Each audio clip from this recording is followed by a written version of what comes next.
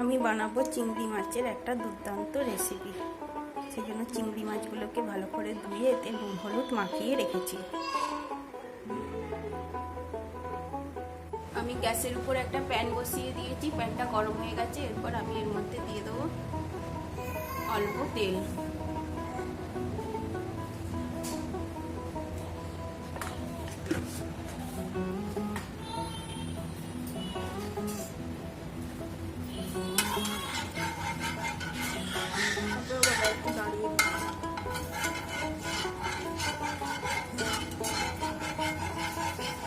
এরপর তেলটা গরম হয়ে গেছে, এই তেলের মধ্যে আমি দিয়ে দেবো চিংড়ি মাছগুলো।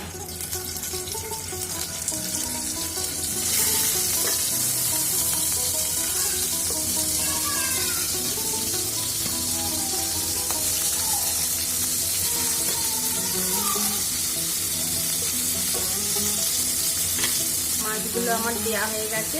এরপর এগুলো লাল লাল করে ভেজে দেখাবো। এরপর চিংড়ি মাছে যে মশলাগুলো দেবো তাতে আদা, রসুন, পেঁয়াজ, একটা কাঁচা লঙ্কা, একটা টমেটো, 4টে কাজু আর 2টো কাঠবাদাম নিয়েছি। নিয়ে এবার এর একটা পেস্ট বানিয়েছি। এরপর যেই পেস্টটা বানিয়েছি সেই পেস্টটার মধ্যে একে একে গুঁড়ো মশলা দিয়ে দেবো। এতে দিলাম 1 চামচ জিরে গুঁড়ো, 1/2 চামচ হলুদ গুঁড়ো, 1/2 চামচ লঙ্কা গুঁড়ো, 1/2 চামচ গরম মশলা, অল্প সামান্য কাশ্মীরি লঙ্কা গুঁড়ো,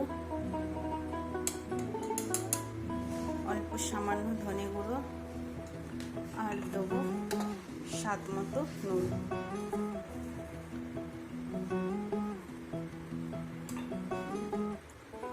এবার চিংড়ি মাছগুলো আমি একদম কড়া কড়া করে লাল লাল ভেজে নিয়েছি। এরপর আমি এই মাছগুলোকে তুলে নেব।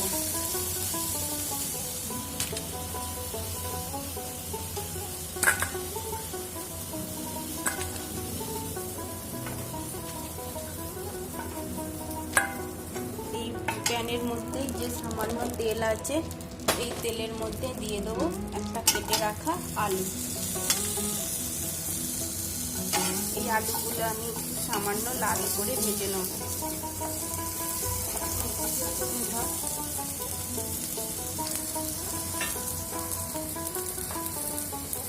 তেল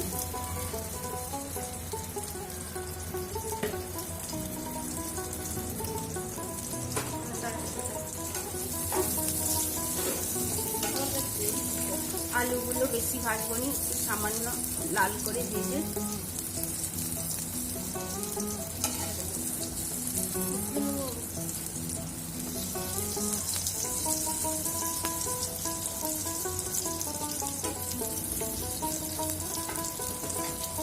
এবার এর মধ্যে দিয়ে দেবো কেটে রাখা পেঁয়াজ।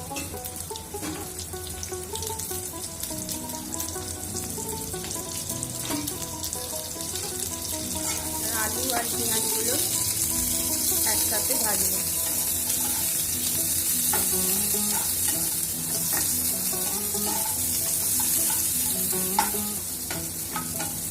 আলু আর পেঁয়াজ একেবারে ভাজা হয়ে গেছে।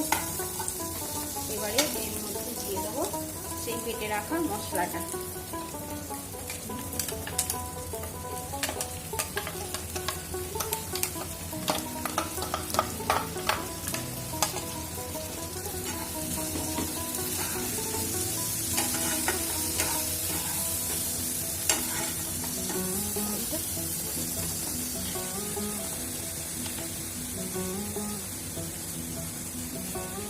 এই মশলাটার যে লেগেছিল সেটা জল দিয়ে ধুয়ে বাকি ধোয়া মশলাটাও দিয়ে দেব।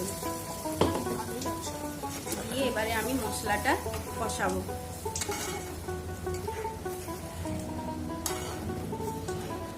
আর এর মধ্যে দিয়ে দেবো অল্প সামান্য চিনি আর সামান্য মেথি পাতা দিয়ে এবারে আমি মশলাটা তেল ছাড়া পর্যন্ত কষাতে থাকবো।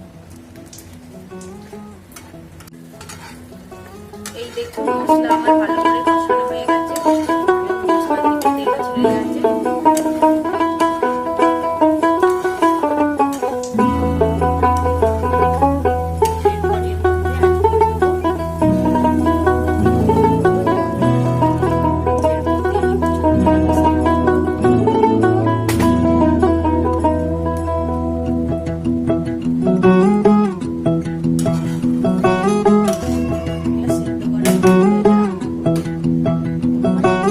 চাপা দিয়ে দেবো।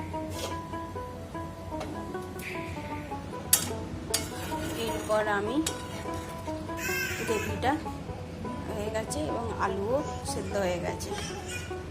এরপর একে একে চিংড়ি মাছগুলো আমি এর মধ্যে দিয়ে দেবো।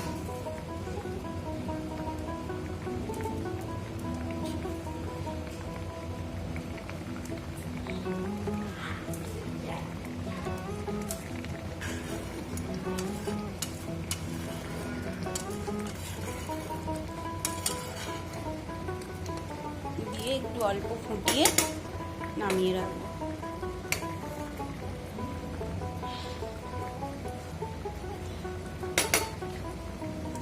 দিয়ে মাছটা নামিয়ে আপনাদের দেখাচ্ছি। আমার একদম রান্না রেডি।